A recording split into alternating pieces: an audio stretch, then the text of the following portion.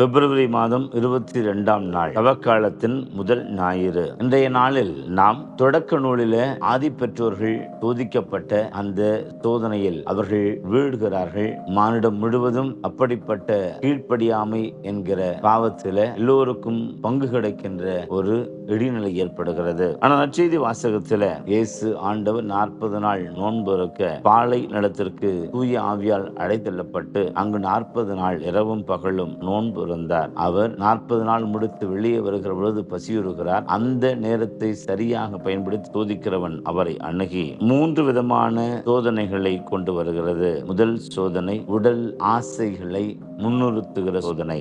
இரண்டாவது இச்சை நிறைந்த பார்வையை மனிதர்க்குள்ளாரே கொண்டு வருகின்ற இரண்டாவது சோதனை.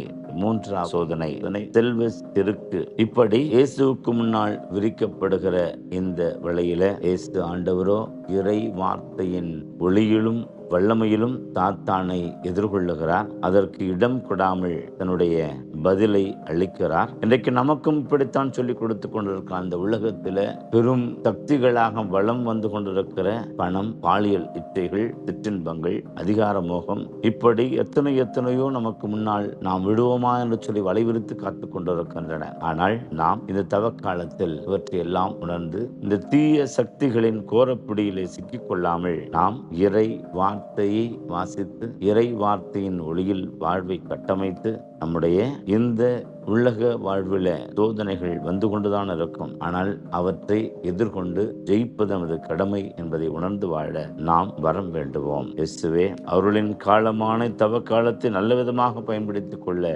எங்களுக்கு அருள் தாரும். ஆமென்.